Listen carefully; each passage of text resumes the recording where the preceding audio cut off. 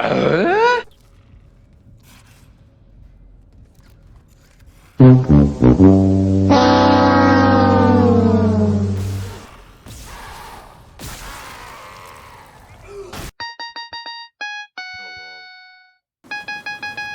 Whoa!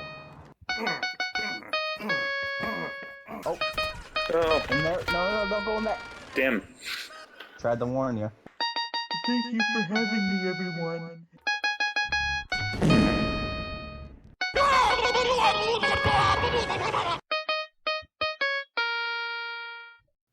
These past few years, we've seen a growing trend in the games industry where game developers appear to have run out of ideas for new games to make. So what do? They just remaster games they've already made, or better yet, remake them. And it's not stopping. That's all I'm seeing now, are remakes. Well, one of these is a sci-fi horror game that came out about 15 years ago called Dead Space. It's a classic horror game. It's considered one of the best survival horror games ever made, and it has aged really well. I recently played through it about 2 years ago on PS3. It hasn't aged at all. Like, I still had a lot of fun with it. Dead Space 2 is great as well, but Dead Space 1 is still my favorite. Dead Space 3 sucks a big dick, but they remade Dead Space 1 a few weeks back. Did I think it was necessary? No, not really. Did I still enjoy it?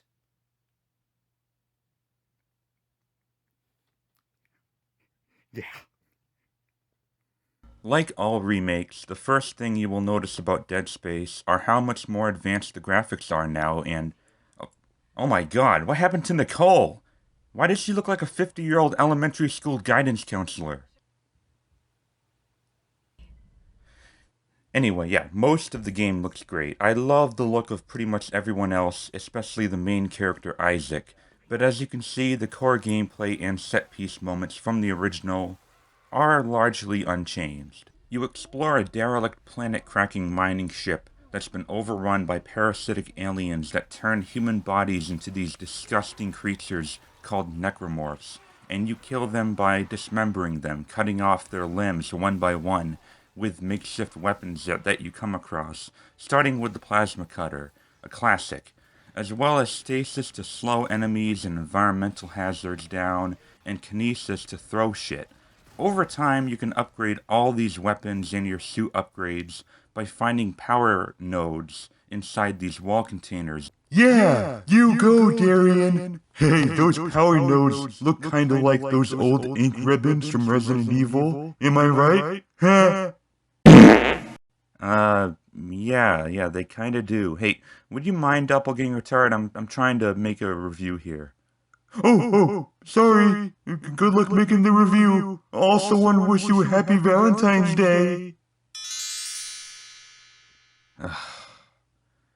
I really gotta get out of here.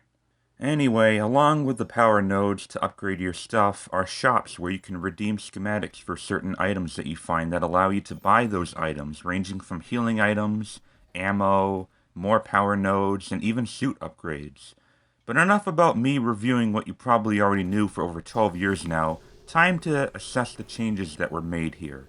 First off, Isaac talks now. He actually did talk in Dead Space 2 and 3, but in the original Dead Space 1, he didn't.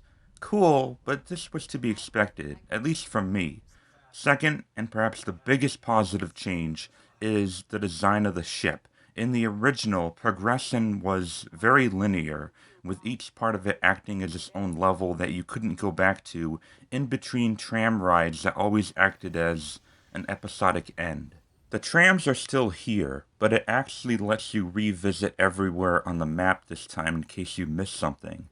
And despite still having a point of no return near the end, the game remains very open-ended up to that point, with the exception of one chapter. I loved exploring the whole USG Ishimura so freely. I loved how they replaced power node doors with different security leveled clearance doors that you get access to gradually throughout the story. It did a decent job of encouraging me to backtrack for loot and other materials. The game now features a few side missions that help add more depth and lore to the already established storyline, and it did a good job at letting you know whether you've progressed far enough in the main story to be able to complete them or that they are currently on hold.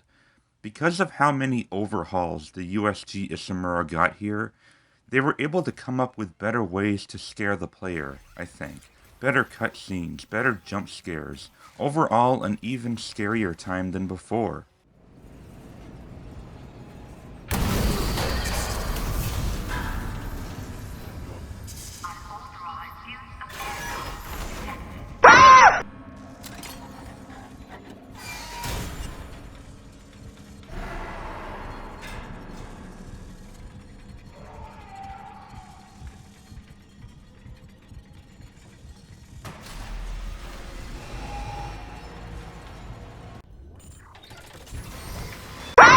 Boogeyman!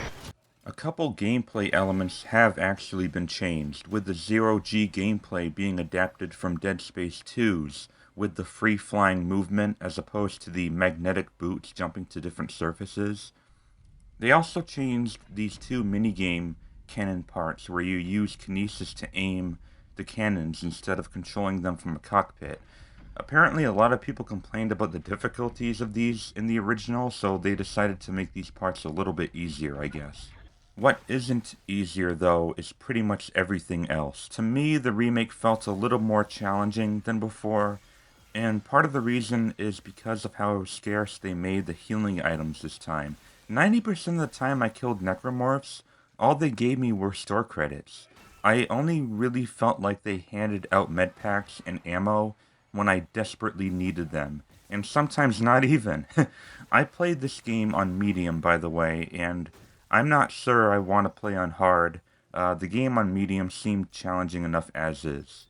And for the last positive change that I want to mention, I really appreciate being able to acquire all 7 weapons without needing to buy any of them. I remember in the original, I only liked to buy 3, not including the default plasma cutter, because you can only hotkey 4 weapons at a time. So buying the other 3 weapons that I wasn't quite as interested in, I found to be an unnecessary waste of money, and they fixed that here.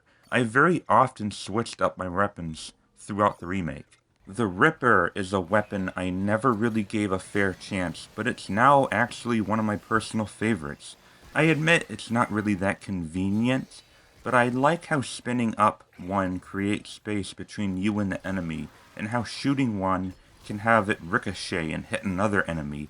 It's just a really fun weapon to use. And don't even get me started on the flamethrower. This shit made me feel like Ellen Ripley from Aliens. So you must be wondering, is this game better than the original in every way? Well, it should, and it looks like it. Sadly, though, it's not. Even though I do prefer playing this remake over the original, like Resident Evil 2 Remake, I found that there are a few issues in this game that were not really an issue in the original. Different reasons, though, like the controls. This one has more customizable control options, but every time I tried making a change to the sprint button, it would revert back to L3 whenever I entered a 0G area. So eventually I just said screw it, and just went with the Dead Space 2 control scheme, which, in my opinion, did have the best controls in the series. There are also quite a few bugs I stumbled upon across my initial 17-hour-long run. Most of them only happened once, and weren't really problematic, like a necromorph getting stuck in a wall, but I could still kill him by hitting his arms. Sometimes body parts ragdoll out, which here actually made it more unintentionally scary for me, since at first I thought I was hearing something creeping up behind me in this elevator ride that is notorious for attracting attention, and when I turn around I see this, and I just laughed my ass off. But then there were other bugs that were a bit more serious, like certain objects not functioning properly. This battery, for some reason, wasn't transferring power to this elevator, and I kept having to dislodge it and put it back in until it worked. There was also this live feed channel that wasn't going away on the screen, and I had to play another log to have it go away. Stuff like this is distracting, and if it had occurred while I was busy trying to fight something, I could have been killed.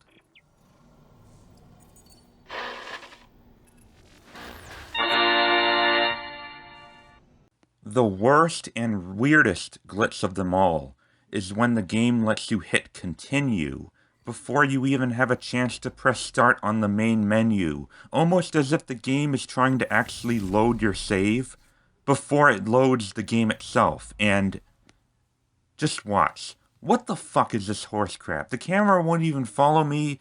It's. What is this?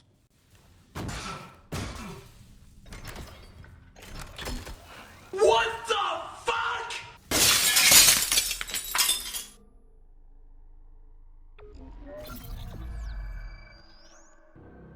Duh!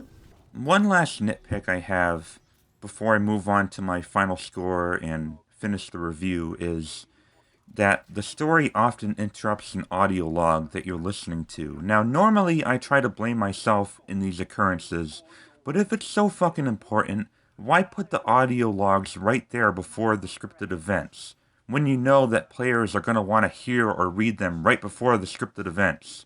Also, when I'm reading a pretty long text log, maybe don't have NPCs repeat the same damn lines while waiting for me to do something, please? Isaac, try that security console. Isaac, try that security console. Isaac, try that security console.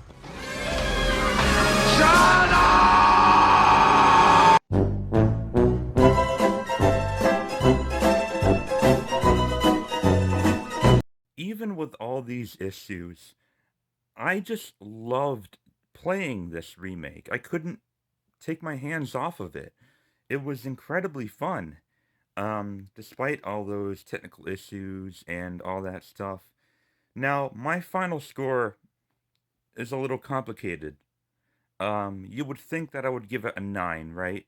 Because what else is stopping me from giving it a 10 besides the glitches? But honestly, even though I still love it, I still love playing the game, I do have a little feeling of disappointment in it. There were no new enemy types, and there were no new weapons. I'm gonna give Dead Space Remake an 8 out of 10. Even though I will continue to play through this, like I wanna play through New Game Plus. I wanna get the new secret ending that they apparently made. Maybe play through it again just for shits and giggles, but I'm gonna give it an 8 simply because it also, along with those bugs, it also kind of lacked anything new. It didn't really bring anything new to the table. It was still intense, it was still scary, but if there was one thing about it that it wasn't surprising. It didn't surprise me. I was impressed, but I wasn't surprised. That's where I sit with Dead Space Remake. Anyone who loved playing the original should definitely pick this up. Maybe not for $70, considering Resident Evil 4 is gonna be $60. That looks even more remakey than this one does.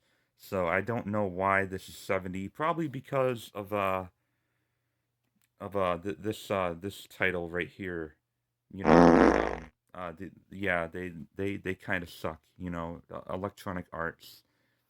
They milk everything, you know, and they want every single penny that you have. So they're probably the ones that made it $70, not the people who actually developed this. I still recommend it. You know, it's still a really great sci-fi horror game. If I were to compare this with the Resident Evil remakes, I would rank it higher than at least Resident Evil 3 Remake. I would give 3 Remake like a 6 or a 7 at best. Definitely 7 at best. I would rank it below RE1 and 2 Remake. RE1 Remake is still the best remake of any game I've ever played. That shit's a 10.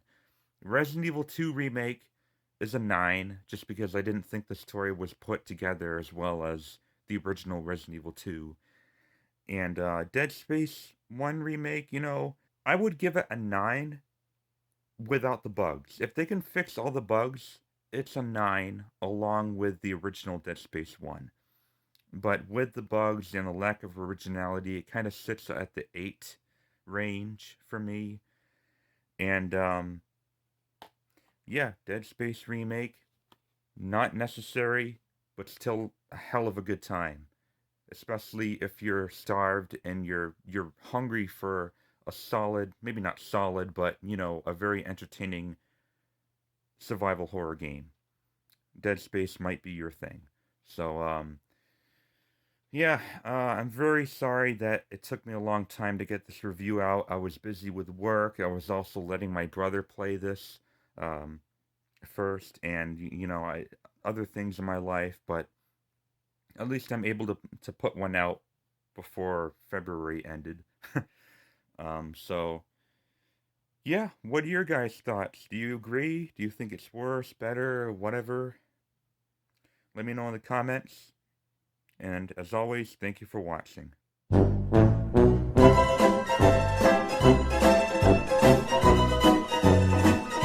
Shut up!